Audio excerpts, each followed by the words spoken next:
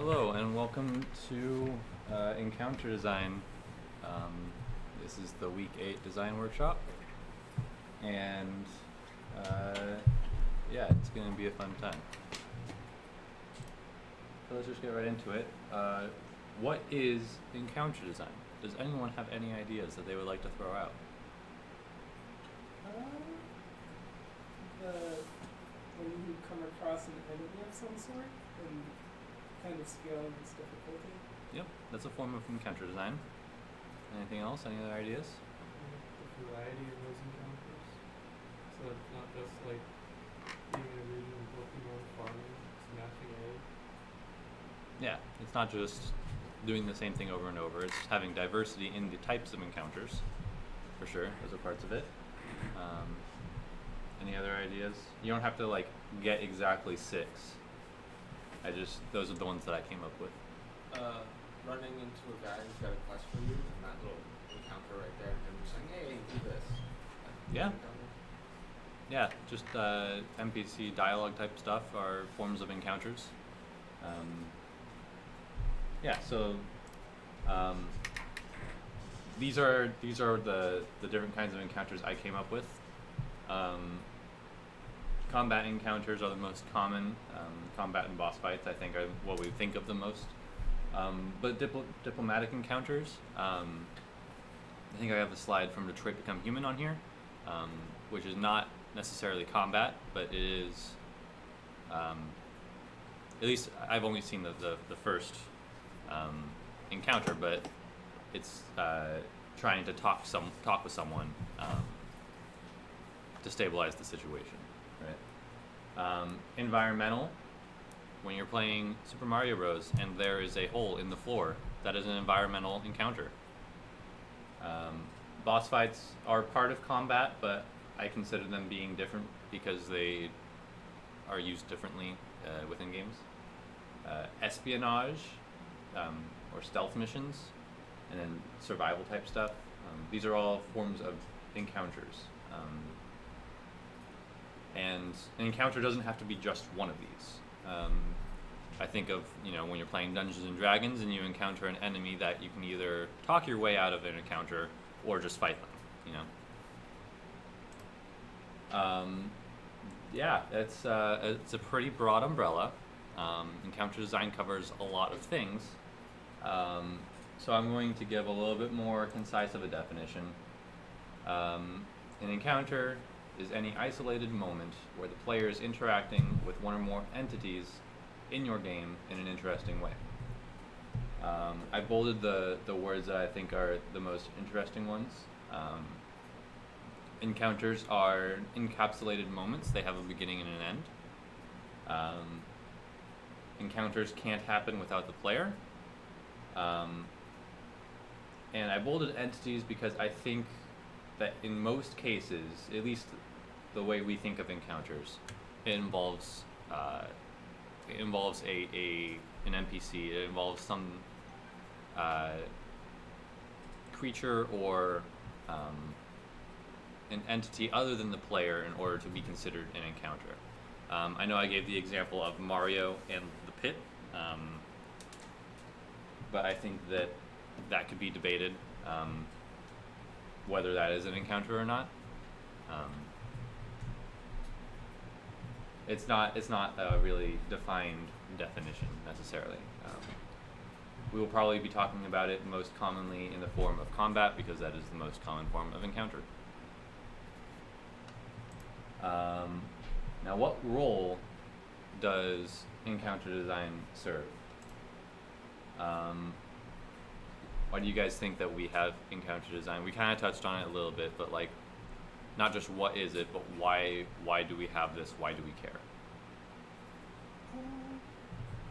It should be what kind of varies the gameplay loop.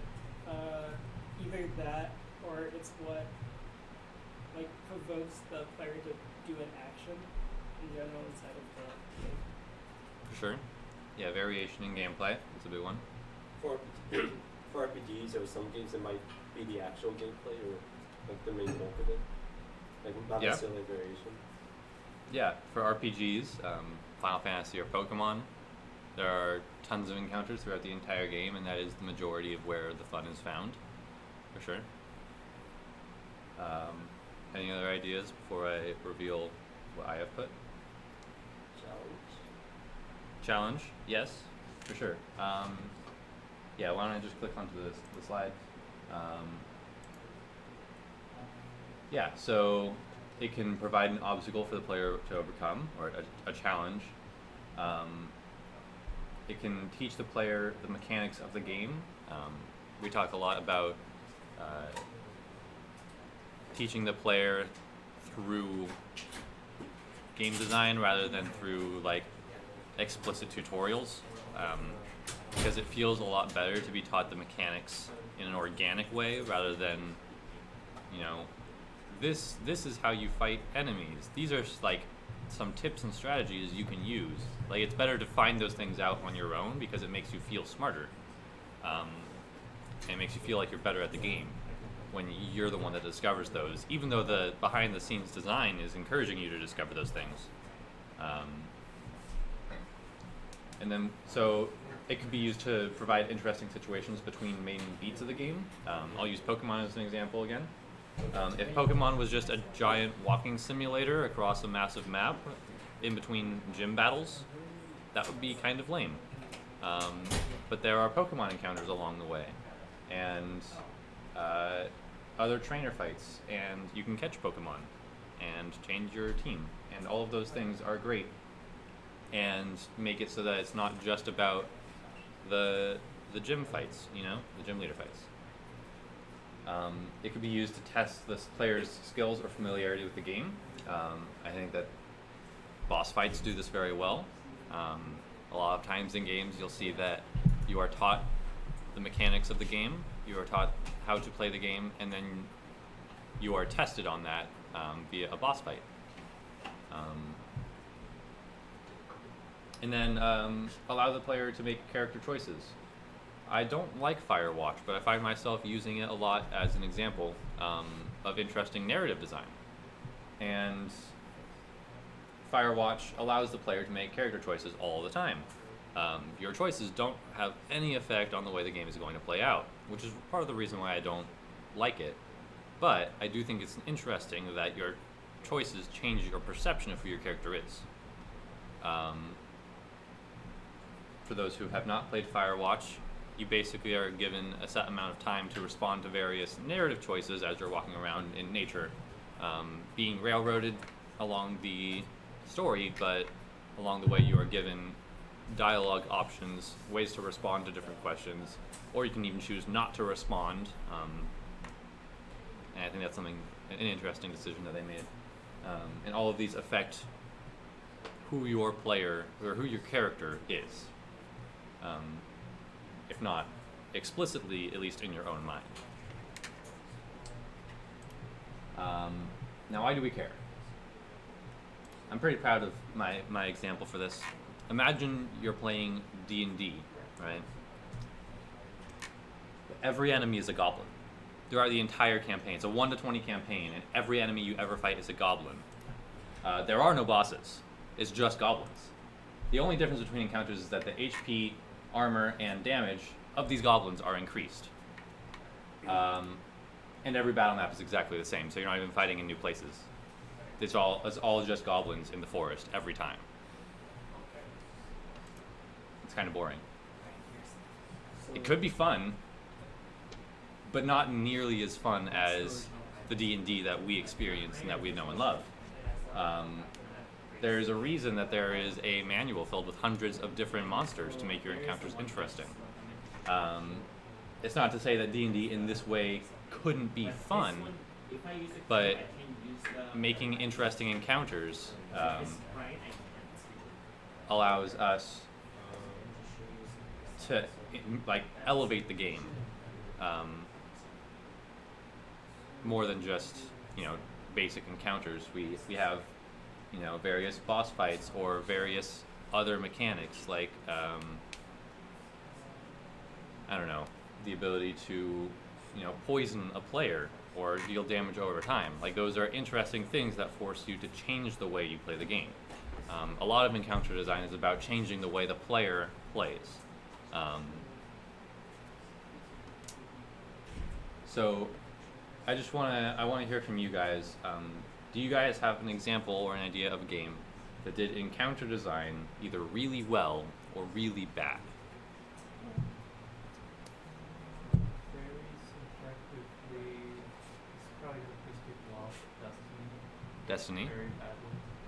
Destiny did it very poorly. I literally just punished everything for like 4 hours and then stopped playing the game. So it was very repetitive.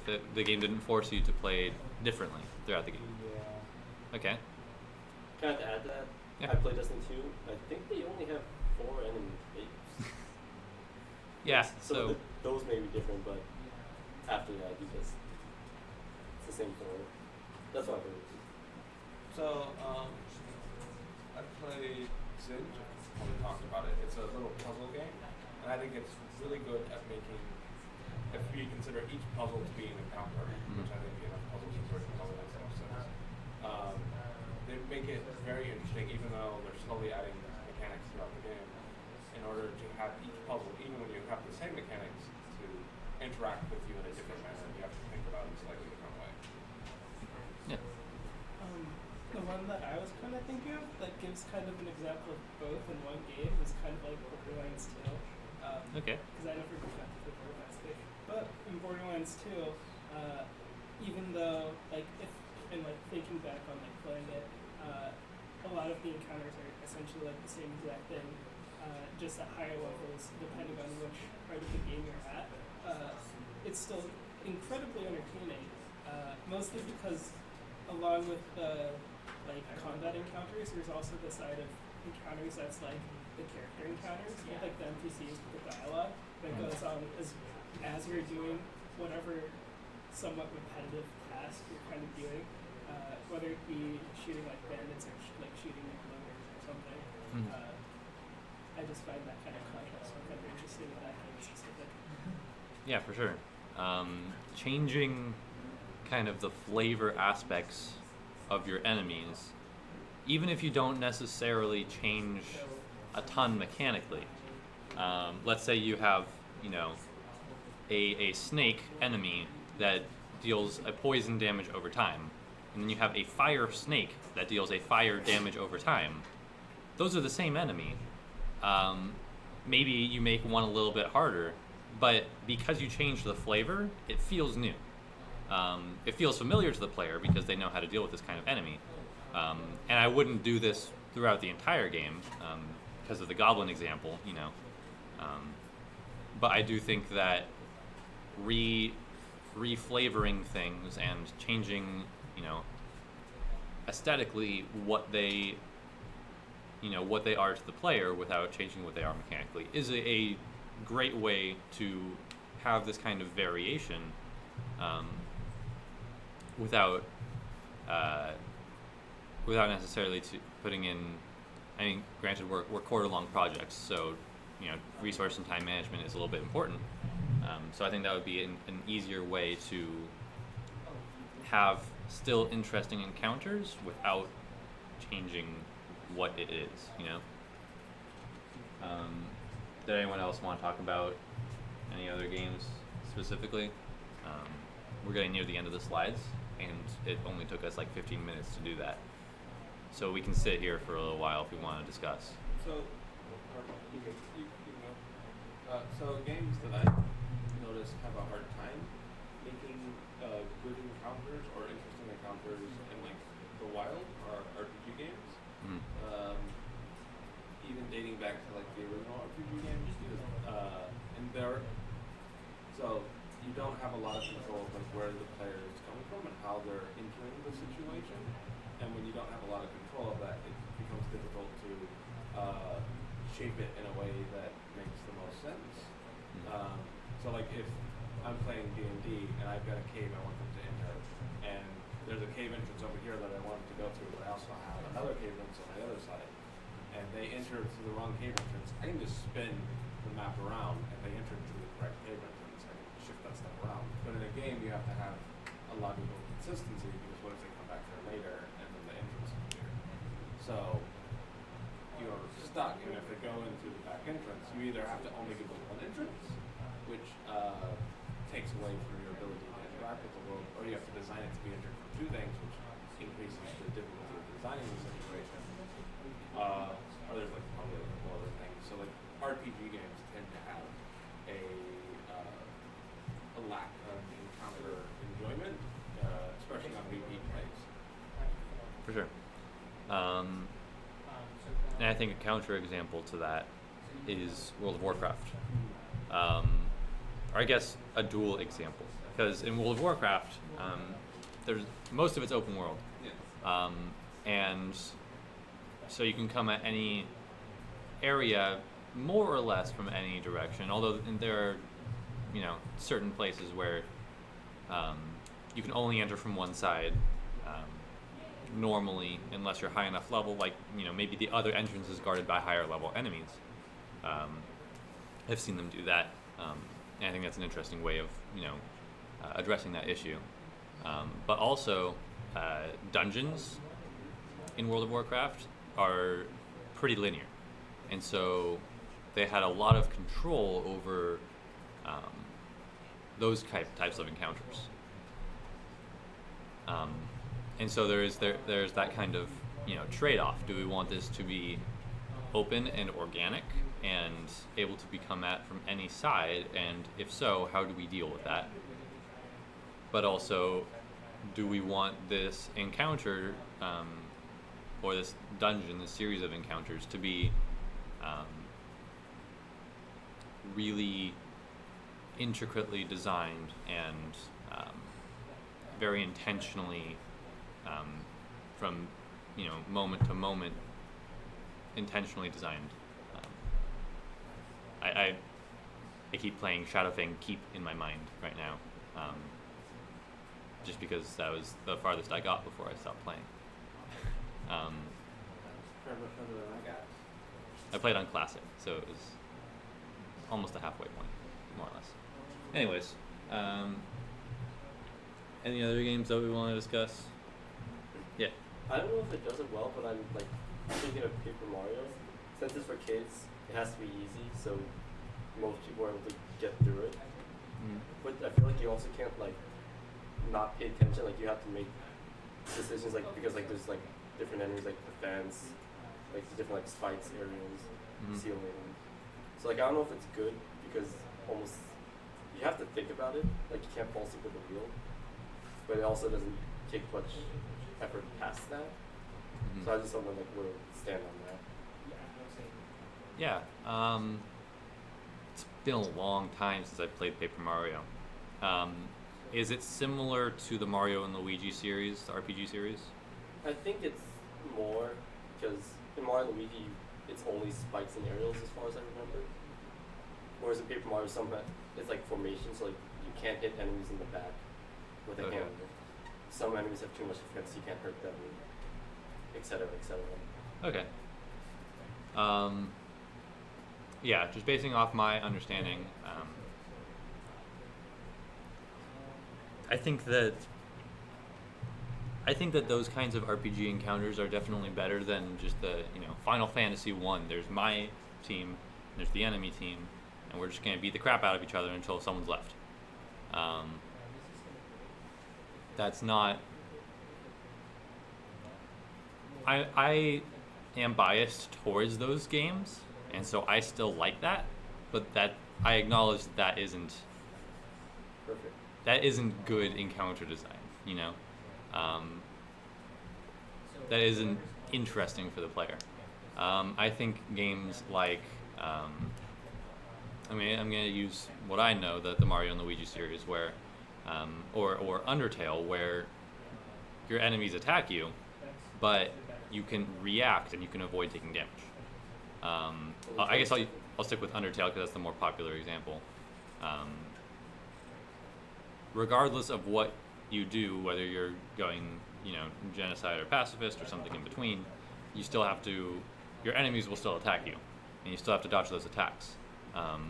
In some cases, you have to dodge the attacks just right in order to perform the action to make them able to be spared. Yeah.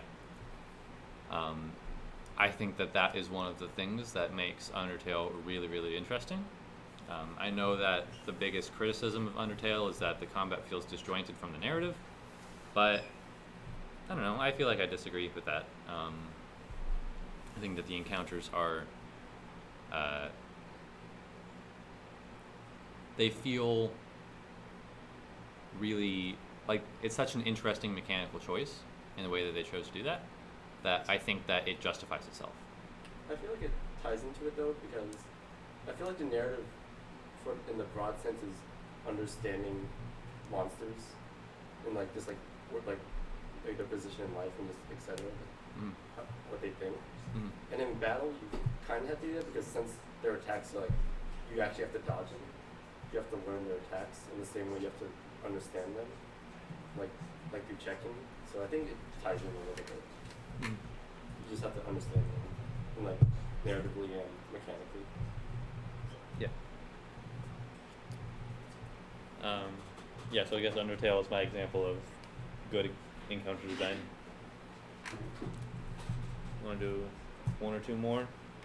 I'm just trying to think of like some of the games that I kind of think of like for encounters as like in Pokemon, whether that's good or bad design, where it's like it's very repetitive based on the area that you're in, and even across the game kind of, because sometimes it's just like an evolved version of the Pokemon. But the amount of Pokemon that are like there that you can choose is like, very wide, and that you can encounter is pretty wide if you like take into account the entire game as a whole. But it's still relatively repetitive despite that, because pretty much any of your Pokemon can probably handle the Pokemon there. So I'm not fully sure whether or not to lump it in the well-designed or the poorly designed category of encounters. What do you think for that? One thing I find interesting about Pokemon is what you're getting out of every single encounter. Most games, you finish your encounter, you maybe get like a new weapon and a little bit of money. Whereas Pokemon, you run into this strange creature, and it's not necessarily strong, but it's kind of weird and it looks pretty cool. And at the end of the encounter, you can kill it and then nothing happens, you get some experience. Or you can intelligently knock it down and figure out how much health does it have, which my Pokemon brings its health down, and bring it down to a little health, and then you also get a new Pokemon. So not only is like even though the encounters are very similar, the rewards from the encounters can be fairly varied, and getting those rewards require you to interact with the encounter in a slightly different way. If I have a level 100 Blastoise, I can just go into everything and just knock out everything. But if I want to catch this level 2 Pokemon, then I'm going to need to have a level 2 Pokemon to bring its health down a little bit, or a Pokemon with Pulse Strike, whatever. And then I'm going to have to strategize a little bit more, even though I technically have the ability to just play off the face of the earth.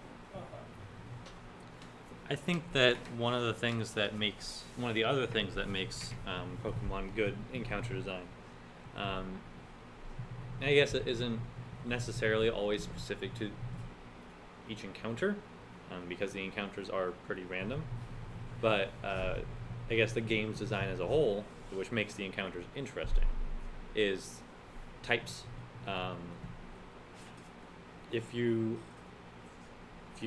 are going through, an ice area, and you chose the water starter, ice is super effective against water, right? Or am I making that up? I don't think so. Not very effective. It's been a while. Different example. If you chose the fire starter and you're, surfing, and there's going to be a lot of water Pokemon when you're surfing, and so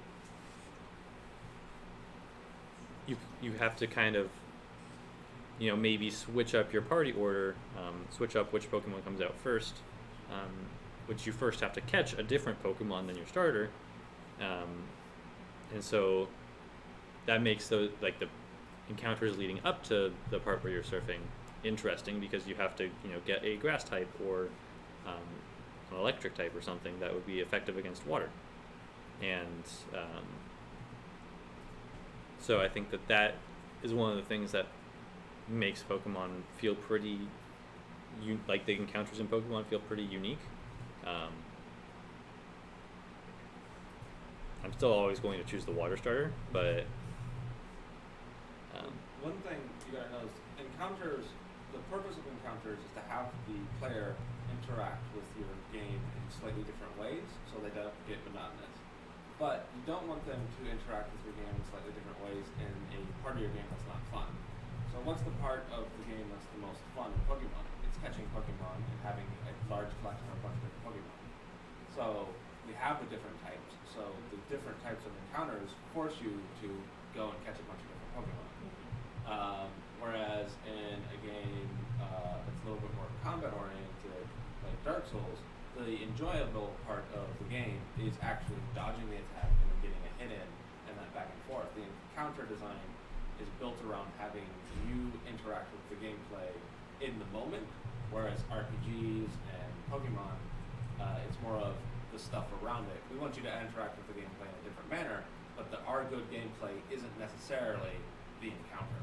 That's not where you're that's not where you're digging into the game. Where you're digging into the game is around the encounter, and the encounter just encourages you to dig into those other parts. I think of games where, there are massive skill trees or like a lot of abilities and choices and character customization and all that, mechanical character customization, and like for me, those games, I could care less about the individual encounters. I just want to try something new and beat the crap out of the enemy. Like I'm going to go down the fire part of the tree, and just focus on doing a lot of fire damage. In Borderlands 2, I just started a Psycho pretty recently, and I went down like the pyro path, and a lot of it is focused around dealing fire damage, so I had a lot of fire guns. For me, it's less about the moment to moment, although that is also fun, and being a first person shooter, it's pretty action oriented, and you have to make sure that you can actually aim and all that. But it's about collecting guns and changing your skill tree, and maybe the pyro path isn't actually as good as I thought it was.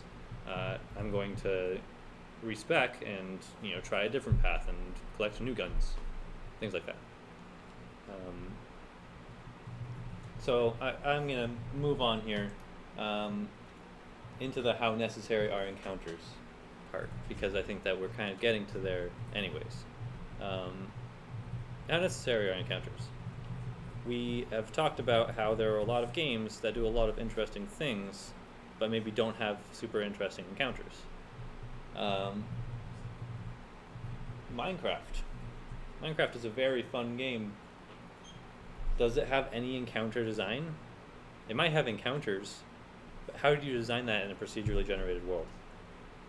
You could say like the AI that attacks you and like the kind of like the bosses, but that's not the main reason why you play Minecraft. Those are kind of like achievements to move toward, or like those help you to get stuff that you want to do, kind of.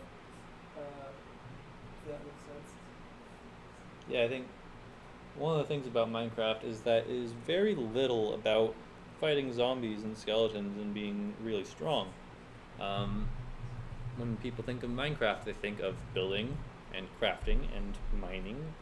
They don't really highlight the combat of Minecraft as being this really, action-oriented game with, tight controls, and, that's not what Minecraft is. That's not what Minecraft focuses on. I would argue, yes, the Ender Dragon boss fight is encounter design. It's a neat boss fight, but that is probably some of the only encounter design. You could argue maybe the strongholds in the Nether, maybe the little, I forget the actual term, but the monster spawners that sometimes appear underground. Are they dungeons? Just the little boxes? Yeah. I would not say mine shafts. You could argue mine shafts.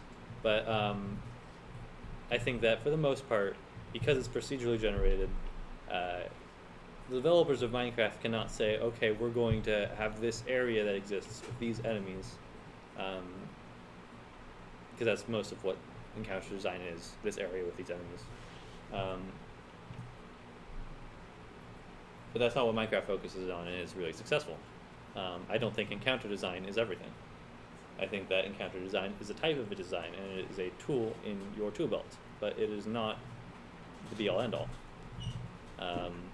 I think that the counterexample to encounter design is having a really interesting progression system. Like we talked about with RPGs, a lot of RPGs have progression systems, and if they have good encounter design as well, fantastic. But most of the time, only the bosses get that love, and the individual encounters are a little bit less interesting. And it's more about progressing to that next boss fight. It follows more the pattern of encounters are really just something for you to do between the main beats of the game, between the bosses. It's an opportunity for you to level up your character. It's an opportunity for you to maybe learn a new mechanic if the next boss has some interesting mechanic, like petrification or something, being able to counter petrification, and having enemies that teach you how to do that. I think that would be an interesting way of leading up to a boss fight and having interesting encounter design. But a lot of times in RPGs, it's just kind of, here are enemies, and they have different stats, and they have different types of attacks, maybe if you're lucky, but it's about the bosses. Do I think that's a bad thing? Do you think that's a bad thing?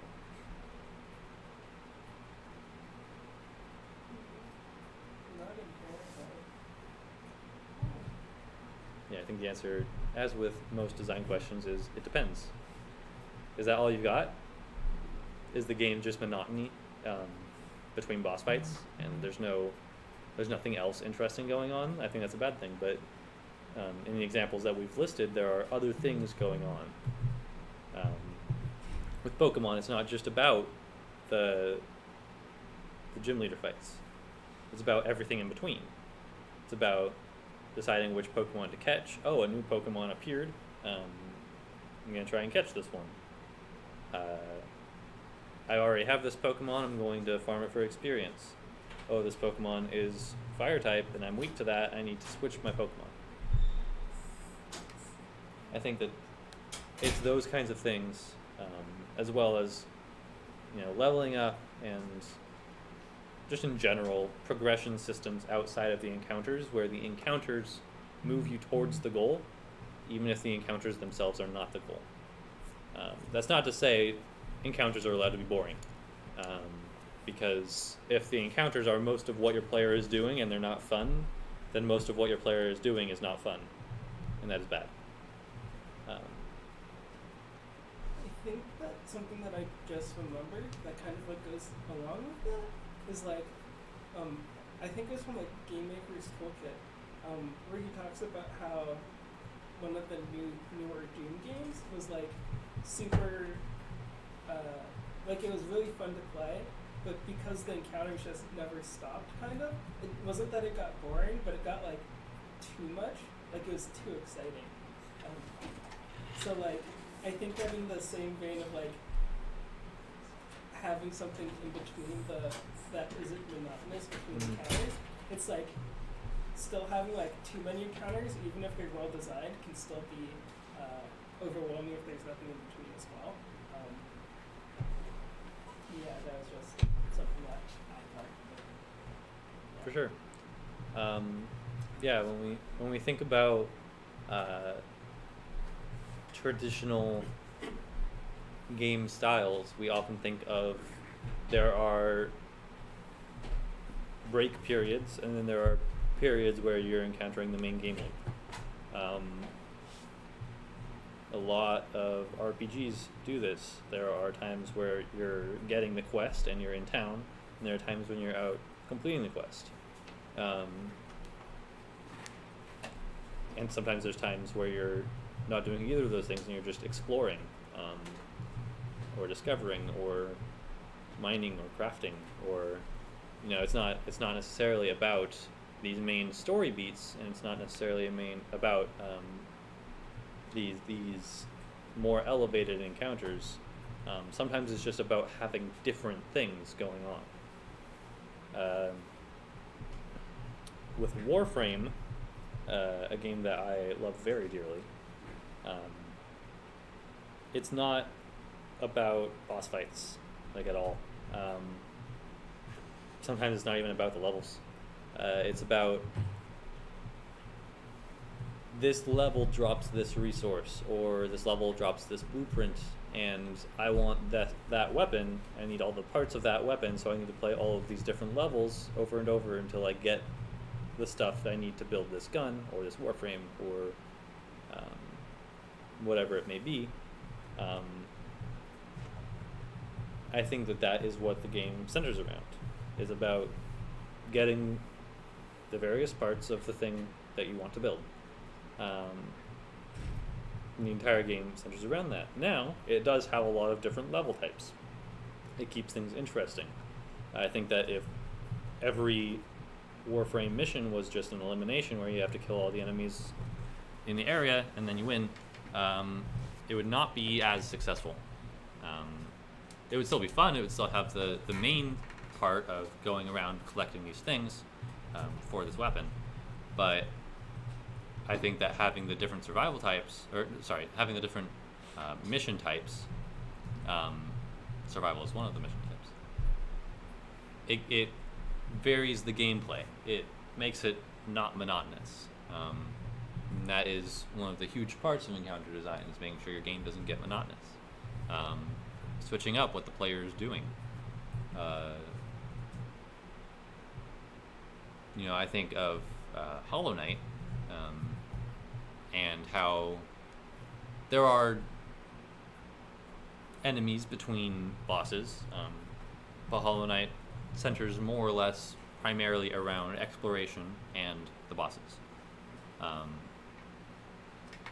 At least that's where a lot of the effort shines through. Even if the player experience isn't that, you can tell that a lot of the design was intentionally about being able to explore the world, as it is a Metroidvania, but also about each boss being unique and forcing you to play differently. The encounters in between, the enemies in between, are there to make the levels a little more challenging, so you're not just walking the whole time. It gives you moment-to-moment excitement, whereas if it was just, okay, what boss am I going to next, it's not as exciting. But overall, I think that pattern of bosses have really good encounter design, and the rest of the encounters are just kind of there, is pretty common. I think Hollow Knight does that better than most, because every single area where you're fighting is going to be different, because every room, or whatever you want to call it, in the game is different from every other room. And so inevitably where you're fighting is different. The enemies that you're fighting might be the same, but you're in a different location. And so that's a different way of varying the gameplay.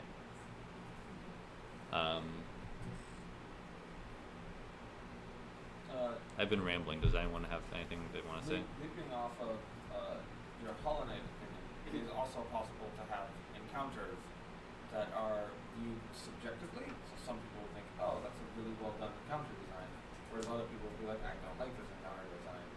I don't understand how it works. So with Hollow Knight, I really liked the game. I got to a point where I wasn't able to progress because I came into these specific rooms, and if I wanted to get through the room, I would have to fight a bunch of enemies simultaneously, and I was terrible at that. And what's the name of the game? Hollow Knight? I was terrible at doing that in Hollow Knight. And so when I got to that room, it's like, hey, you're in a room, here's a bunch of enemies, go beat them all. I died and died and died, and I didn't get any better. And then I would go somewhere else and try to progress in that path. And then I got to a boss, which was basically just two enemies in a room. The centipede one, where they're going, not centipede, roly-poly one, where they're just bouncing across the screen. That's multiple guys. And I did really bad in that, but other people might say, no, that's really well done in encounter design. I had a lot of fun doing that. Whereas I said, I don't think it's I don't think it's really good encounter design because I've got this wall that I have to go through, and there's a bunch of people attacking me all at once. I can't keep track of all of them, and so I die every single time, and I can't progress any further. And it's not just a matter of difficulty; it's a matter of I'm unable to press the buttons fast enough to get me through this, or I don't know when the right button is. Which I'm not going to say it was designed poorly. I am going to say it was not designed in a way that I can play through it in a enjoyable manner. I think in that similar idea, at least for me, I like the idea of like improving as you play the game longer. But like one of the things that early on in like Hollow Knight in specific, because I like almost never played platformers before Hollow Knight, and my friend gifted it to me because reasons. But then after that, I was like, I was trying to get past like one of the earlier like big enemies, and I was like, this is so hard. This is such bad design. And I don't know how to beat this thing. And eventually, it's like, even though initially I'm like, I don't like this. This is too hard. Kind of like after the initial like idea, like kind of growing on top of that, of like this is what to do, like learning how to deal with the encounter, kind of, even though it's like difficult, it's kind of like interesting in that kind of part. So I feel like for those types of designs, like kind of learning how to manage new difficulty, even if it's not like a boss fight, seems like it's kind of interesting as well. For sure. I never played Hollow Knight, but were the parts where you're getting stuck, are they like disconnected like thematically from the rest of the game, like, or do they build upon it, or like are they just so different that the skills that you No, have? I don't know. I was very confused about playing Hollow Knight, and I haven't gone and looked anything up because I was like, man, it's a fairly, what's the word? It's very, it's got a lot of stuff there for you to like dig into if you want to. But I was like, I'm gonna beat the game before I start digging into everything. And then I got to a couple points where I couldn't beat it, and then school happened, and so I lost track of it. I probably, if I would have gone in, played it a couple times, and actually figured it out, I could have probably broken through. But with like my state of mind at that time and everything, I was like, it doesn't really make sense. And also, I didn't like being locked in a room with a bunch of enemies. I liked being, hey, here's a large room.